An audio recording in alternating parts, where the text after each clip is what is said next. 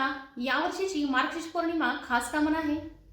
का मग तर यावर्षी 4 डिसेंबर रोजी जी पौर्णिमा आलेली आहे त्याच दिवशी गुरुदत्त यांची जयंती आहे. दत्त जयंती दिवशी प्रत्येकाला गुरुचरित्र पारायण करण्याची खूप इच्छा असते. तर गुरुचरित्र पारायण का केले जाते?